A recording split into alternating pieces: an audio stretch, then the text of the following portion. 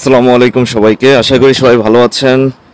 যারা প্রায় সময় আমার ভিডিওগুলো দেখেন তাদের প্রতি আন্তরিক কৃতজ্ঞতা সবসময়ের মতোই।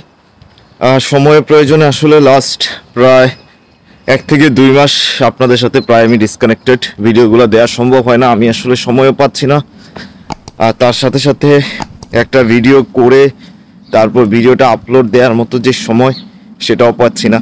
আর একটা ভিডিও আপলোড দিতে গেলে যেই পরিমাণ এমবি প্রয়োজন হয় বা কিছু, এটা সবসময় আসলে মোবাইলে থাকেও না। তো আসলে সব কিছু বিবেচনা করে আসলে ভিডিও দেওয়া হচ্ছে না, তবে চেষ্টা করছি, সময় বের করার চেষ্টা করছি আপনাদেরকে আবার আগের মতো কিছু ভিডিও দেওয়ার জন্য। আজকে অনেক দিন পর ভিডিও দিতে বাধ্য হচ্ছি, কারণ আসলে অনেকেই আমাকে জিজ্ঞাসা করছিলেন বিভিন্ন বিষয় নিয়ে, ইউকের বিভিন্ন বিষয় নিয়ে। কারণ আপনারা অনেকে মে ইনটেকে আসছেন, সেপ্টেম্বর ইনটেকের জন্য অ্যাপ্লাই শুরু করেছেন, বিভিন্ন বিষয়গুলো আবার সামনে আসতেছে। তো ওভারঅল সবগুলো বিষয় নিয়ে আজকে আবার আপনাদেরকে একটা ধারণা দিচ্ছি। তো ইউকে সবসময়ই স্টুডেন্ট যারা আছেন তাদের জন্য আসলে একটা লোভনীয় জায়গা প্লাস হচ্ছে আপনার সবাই আসলে ইউকেতে আসতে চায়, কারণ ইউকের যে পাউন্ডের রেটও একটা বিষয় থাকে। বাংলাদেশে প্রায় সব জায়গা থেকে পাউন্ডের রেটটা সবসময় হাই থাকে। যেমন খুব সহজেই এখন দেখা যায় যে আগে আপনার পাউন্ডের রেট থাকতো 120, এখন এটা 140-এর নিচে তো নামেই না, হাইস্ট 160 পর্যন্ত উঠে যায়। তবে অন অ্যাভারেজ 145, 147 এখন অ্যাভারেজ থাকতেছে। তো ইউকে স্টুডেন্টদের জন্য একটা ভালো জায়গা, একটা খুব ভালো জায়গা ছিল, এখনো কিছু আছে, যেহেতু প্রচুর পরিমাণ মানুষ আসতেছে এবং যেহেতু আপনার কনজারভেটিভ পার্টি, যেটা আমি যদি বলি যে ইউকের যেই ইউনিভার্সিটিগুলো আছে, আগে যখন একটা মানে সিস্টেম ছিল যে হচ্ছে এরা এই পরিমাণ কোয়ালিফাইড স্টুডেন্ট আনবে, এখন আসলে তারা কোয়ালিফাইডের চেয়ে তাদের কাছে আসলে এটাকে বিজনেসে রূপান্তর করাটা আসলে সবচেয়ে বেশি জরুরি হয়ে গিয়েছে। কারণ ইউকের যে ইউনিভার্সিটিগুলোর যে আপনার যে পিছু টানগুলো থাকে, এগুলো আসলে তারা হচ্ছে ইন্টারন্যাশনাল স্টুডেন্টদের মাধ্যমে হচ্ছে কভার করে। তো ইউকেতে যারা আসতে চান, ইউকেতে আসার ক্ষেত্রে আমি কি করলে ইউকেতে আসতে পারবেন না, আবার এই নিয়ে প্রচুর ভিডিও আমার আছে।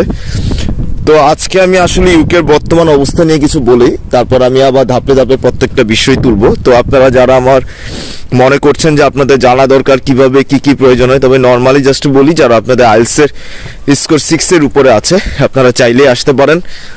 আবার যাদের স্কোর দেখা গেছে যে 5.5 আছে, তারা চাইলে প্রি মাস্টার্সের যে কোর্সগুলো আছে সেগুলোতে আসতে পারেন।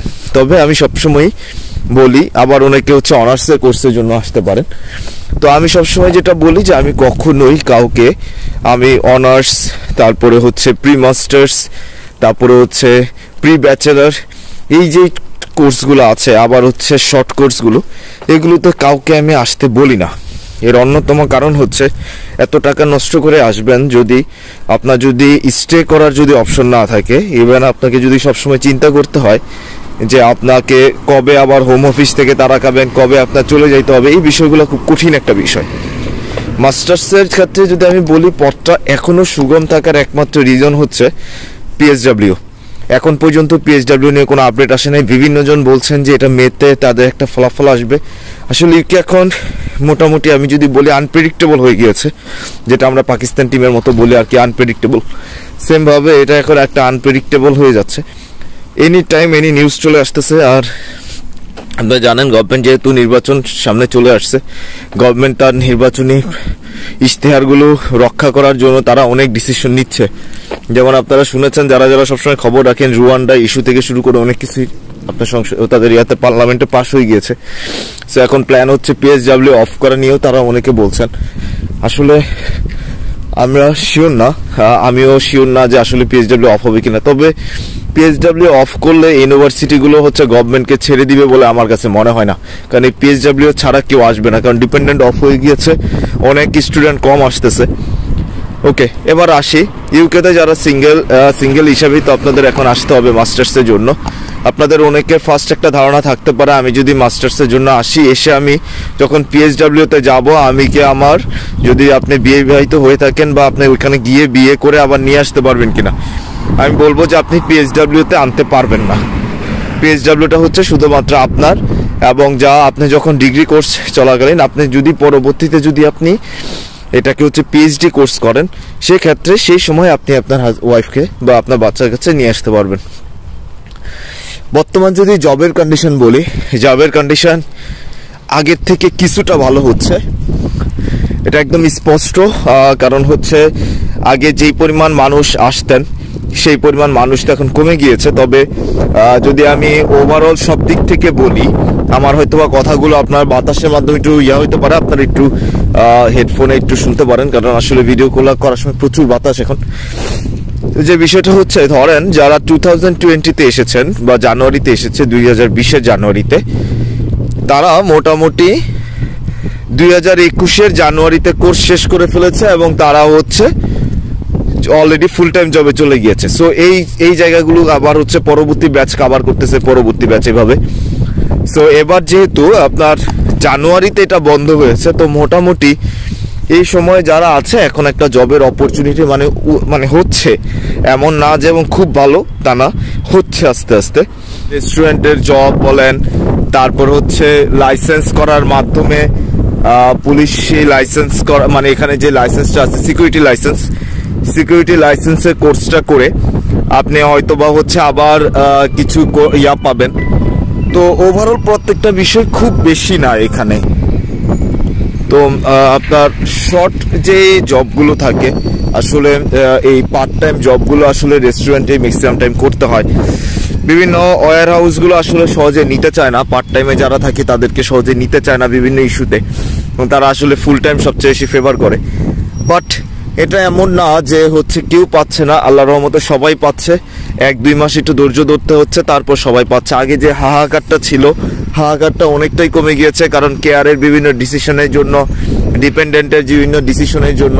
আর একটা জিনিস হয়েছে যে যেসব জায়গায় আগে ডিপেন্ডেন্ট অনেক প্রচুর পরিমাণে জয়েন করতো, এখন সেই জায়গাগুলোতে পার্ট টাইমাররা অপরচুনিটি পাচ্ছে। এটা একটা সুযোগ। তবে এখনো পর্যন্ত অপরচুনিটি যে পরিমাণ আছে সিঙ্গেলদের জন্য, আমি যদি বলি, আপনি যদি সিঙ্গেল আসেন তাহলে আপনি হচ্ছে, যেহেতু এখন সর্বনিম্ন ওয়েজেস 11.44, সো সেই হিসাবে আপনি প্রতি মাসে দেখা যাবে যে আপনি 80 ঘন্টা যদি কাজ করতে পারেন, হয়তোবা সেটা 890 গিয়ে ঠেকবে, এরকম সামথিং এলস। তো আসলে 20 ঘন্টা বা সব জায়গায় দেয় না, 18 ঘন্টা, 16 ঘন্টা, 17 ঘন্টা, সেই হিসাব করে নেবেন। বাসা ভাড়া সব জায়গাতে অন অ্যাভারেজ 400 থেকে 500 পাউন্ড। যদি আমি লন্ডনের ক্ষেত্রে বলি, তাহলে সবসময় আপনাকে একটু বাসা ভাড়া 100 পাউন্ড বেশি ধরে রাখতে হবে। খাবার দাবার, জীবনযাত্রা খরচ সবকিছু মিলিয়ে আপনাকে মোটামুটি সবকিছু অন্যান্য জায়গার তুলনায় কম না, এদিক ওদিক। তবে আপনি ধরে রাখতে পারেন যে আপনি যদি সিঙ্গেল থাকেন, যদি আপনি একটু আরাম আয়েশ করে থাকতে চান, সেই ক্ষেত্রে আপনার হচ্ছে প্রায় 600, 500, 550 পাউন্ড নষ্ট হবে। আর নষ্ট হবে না, এটা আসলে আপনি করতে পারবেন, আপনি জমাতে পারবেন 300, 350। আর সবসময় আমি বলি যে যদি আপনি সিকিউরিটি ট্রেনিংটা করেন, মাঝে মাঝে সেখানে ক্যাশ ইন হ্যান্ড জব পাওয়া যায়, আর মাঝে মাঝে বিভিন্ন রেস্টুরেন্টে ক্যাশ ইন হ্যান্ড দিয়ে থাকে, এবং সেই সব জায়গায় ক্যাশ ইন হ্যান্ড দেওয়ার মাধ্যমে তারা হচ্ছে সেখানে থাকা খাওয়ার ব্যবস্থা করে দেয়। সো সেগুলো যদি পান তাহলে আপনাদের টিউশন ফি দেওয়ার রাস্তাটা খুবই সহজ হবে। নতুবা আপনাদেরকে 80% যদি দিয়ে আসেন আপনারা, সেক্ষেত্রে বাকি 20% দিতে গিয়েও আপনাকে হিমশিম খেতে হবে, কারণ ইউনিভার্সিটিগুলো এখন আর স্টুডেন্টদেরকে আগের মতো করে সময় দিতে চায় না। আর আরেকটা জিনিস বলবো ওভারঅলের দিক থেকে, যে আপনারা যারা আসতেছেন আপনারা অবশ্যই অফার লেটারটা ভালো করে পড়বেন। অফার লেটারটা না পড়ে যদি আসেন তাহলে আসলে সব কিছুই ঝামেলা তৈরি হবে। কারণ আপনার যে অফার লেটারে কী লেখা আছে, কবে আপনাদেরকে পেমেন্ট করতে হবে, কত তারিখের মধ্যে পেমেন্ট করতে হবে, এবং ওই অনুযায়ী যদি আপনারা প্ল্যান না করেন তাহলে প্ল্যানগুলো আপনাদের সবগুলোই নষ্ট হয়ে যাবে।